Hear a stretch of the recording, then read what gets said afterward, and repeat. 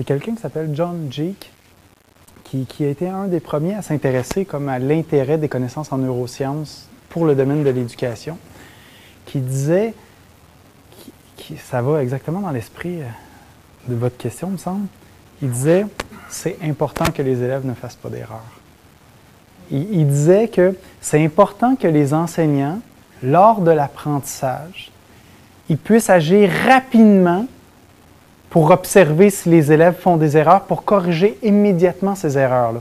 Et le principe derrière tout ça, vous l'avez bien souligné, c'est que si on s'habitue à faire tout le temps les mêmes erreurs, les neurones vont renforcer leur connexion et ce contexte particulier-là dans lequel on fait notre erreur les neurones associés à l'erreur qu'on commet vont se réactiver et se réactiver et se réactiver, si bien qu'après 2-3 mois... L'apprentissage de l'erreur. Oui, exactement. Puis là, on vient vraiment renforcer cette erreur-là. Fait qu'il disait que c'est important, lorsqu'il y a des nouveaux contenus d'apprentissage, que de faire très attention à bien encadrer les étudiants pour ne pas qu'ils tombent dans des erreurs qui peuvent devenir difficiles à défaire.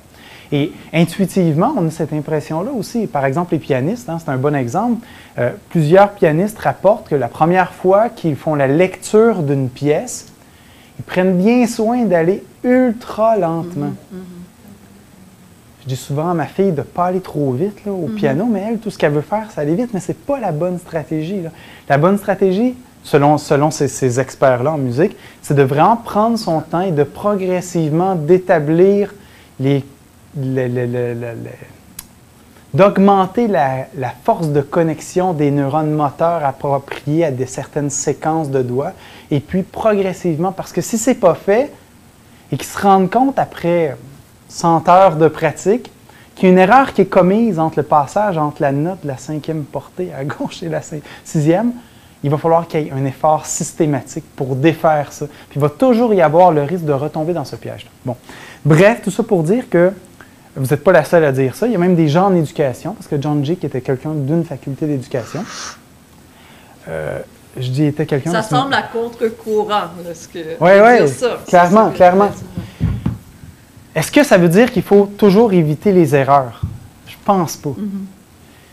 Je pense pas parce que, en tout cas, en sciences, c'est un bon exemple, c'est qu'on doit faire avec les erreurs des étudiants en quelque sorte, parce qu'ils arrivent dans la salle de classe, avant même leur premier cours de sciences, en fait, avec des conceptions inappropriées sur la nature. Donc, elles existent déjà. Il ne s'agit pas d'éviter l'erreur, elle existe déjà. Donc, c'est comme incontournable. Alors, on pourrait se demander si la réponse ne se trouve pas dans les deux, en fait. Lorsqu'il y a un nouvel apprentissage, qui est plus de l'ordre d'une procédure de résolution de problèmes, ou d'apprendre une séquence de mouvements, ou d'actions, ou d'étapes, on pourrait penser que là, c'est une très bonne stratégie de surveiller l'élève, d'intervenir immédiatement dès qu'il y a une erreur dans la procédure qui est suivie. On pourrait penser peut-être que c'est une bonne approche pédagogique. Par contre, pour d'autres types d'apprentissage qui sont plus complexes, qui reposent sur les connaissances antérieures, et c'est la majorité du temps en éducation, on peut penser que les erreurs sont des sources potentielles d'apprentissage. Mais comme des recherches le montrent, juste le fait de découvrir qu'il y a une erreur quelque part, c'est loin d'être suffisant.